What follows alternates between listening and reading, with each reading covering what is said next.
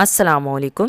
आज मैं बना रही हूँ देगी बीफ हरी मिर्च का पुलाव। ये बहुत मज़े का बनता है और मैं बहुत आसान तरीके से बनाना सिखाऊंगी ताकि हर कोई इसे आसानी से घर में बना सके।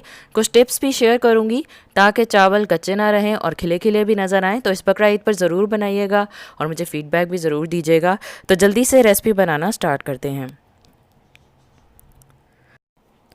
मैं बीफ को प्रेशर कुकर में पकाऊंगी, आप लोग आम पतीली में भी पका सकते हैं। बोनलेस बीफ यूज़ कर रही हूँ 750 ग्राम। आप लोग मटन या हड्डी वाला बीफ भी यूज़ कर सकते हैं।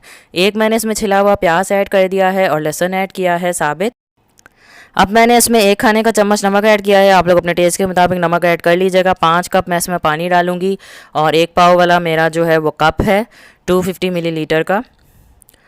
और अब मैं बीफ को गलने तक पका लूँगी और इसकी यखनी भी मुझे चाहिए होगी, इसलिए मैंने पानी ज़्यादा ऐड किया है। अब मैं वो मसाले बता देती हूँ जो मैंने पीस के डालने हैं पुलाव में। 1 खाने का चम्मच मैंने सूखा धनिया, साबित सूखा धनिया डाल रही हूँ उसमें जिसमें मैंने पीसना है मसाला। 7 से 8 हरी इलायचियाँ, 1 चाय का चम्मच सफ़ेद ज़ीरा, साबित ज़ीरा और 1 चाय का चम्मच सौंफ। अब मैं इन मसालों को पीस लूँगी। मसाले मैंने पीस लिए हैं और अब मैं इन्हें एक साइड पे रख दूंगी और गोश्त जो है वो भी गल चुका है। अब मैंने एक पतीली में पौना कप घी ऐड किया है, पिघला हुआ घी। पिघला हुआ घी जो है वो पौना कप मैंने डाला है, देसी घी। और अब मैंने इसमें 2 दरमियाने साइज़ के प्याज ऐड कर दिए हैं और अब मैं प्याज को गोल्डन ब्राउन होने तक फ्राई करूँगी। और मैंने इसमें 3 तेज़पात भी ऐड कर दिए हैं। प्याज गोल्डन ब्राउन हो गए हैं, जितना मुझे गोल्डन कलर प्याज का चाहिए था उतना हो चुका है। अब मैं इसमें 2 दालचीनी की स्टिक्स और 2 बड़ी इलायची ऐड कर दूंगी। 1 खाने का चम्मच पिसा हुआ लहसुन अदरक। लहसुन अदरक डाल के मैं हल्की आंच पर 1 मिनट तक फ्राई करूंगी।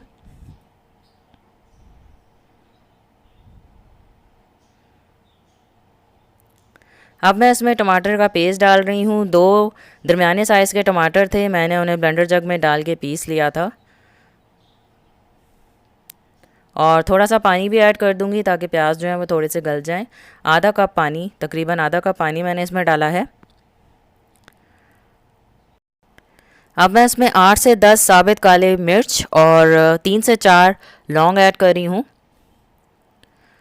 आधा चाय का चम्मच काला ज़ीरा ऐड किया है, आप लोग सफ़ेद ज़ीरा भी डाल सकते हैं।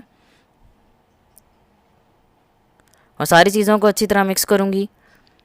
अब मैं इसमें 1 चाय का चम्मच नमक ऐड कर रही हूँ, आप लोग अपने टेस्ट के मुताबिक नमक ऐड कर लीजिएगा। 1 खाने का चम्मच मैंने यखनी में भी नमक डाला हुआ है, तो आप लोग चेक कर लीजिएगा जितना आप लोग नमक खाते हैं। और इसमें अब मैंने पका हुआ बीफ जो है वो भी ऐड कर दिया है। अब मैं इसमें पिसा हुआ जो मसाला मैंने जो पीसा था वो मैं इसमें ऐड कर दूंगी और इसे अच्छी तरह मिक्स कर लूँगी। अब मैं इसमें 1 कप दही ऐड कर रही हूँ, यानी 1 पाव दही। 200 मिलीलीटर वाला मेरा कप था वो मैंने ऐड कर दिया है दही का। और अब मैं पानी खुश्क होने तक, यानी जब तक कि दही का पानी खुश्क ना हो जाए और ऑयल ना छोड़ दे मसाला, तब तक पका लूँगी। तो मसाले ने ऑयल छोड़ दिया है। अब मैं इसमें कटी हुई हरी मिर्चें ऐड कर रही हूँ, 4 से 5। अगर आपको ज़्यादा स्पाइसी पसंद है तो आप लोग ज़्यादा हरी मिर्चें भी ऐड कर सकते हैं। क्योंकि मैंने इसमें लाल मिर्च ऐड नहीं करनी है, इसलिए मैं इसमें हरी मिर्च ऐड कर रही हूँ, क्योंकि हरी मिर्च का पुलाव है। मैंने 3 साबित हरी मिर्चें और इसमें डाल दी हैं। और अब मैं इसमें बीफ की यखनी ऐड कर रही हूँ। मैंने बीफ की यखनी को अच्छी तरह छान लिया था। 5 कप मैंने यखनी के ऐड किए हैं और 1 पाव वाला मेरा कप है।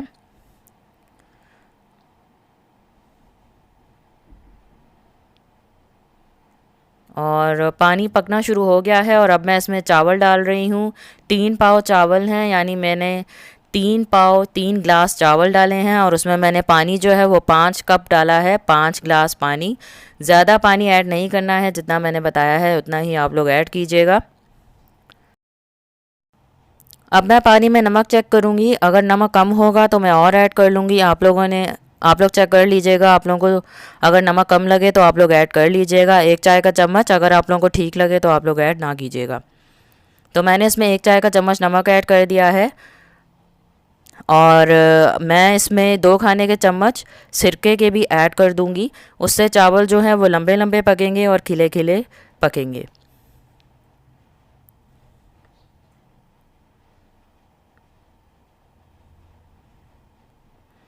अब मैं पानी खुश्क होने तक चावलों को पकाऊंगी। चावलों का पानी खुश्क हो गया है और अब मैं इस पर आधा चाय का चम्मच पिसा हुआ गरम मसाला ऐड कर रही हूँ। आप लोग पिसी हुई काली मिर्च भी ऐड कर सकते हैं और 2 हरी मिर्चें मैंने और ऐड कर दी हैं। मैंने पतीली के नीचे तवा भी रख दिया है और अब मैं हल्की आंच पर दम पर चावलों को पकाऊंगी 10 से 12 मिनट के लिए।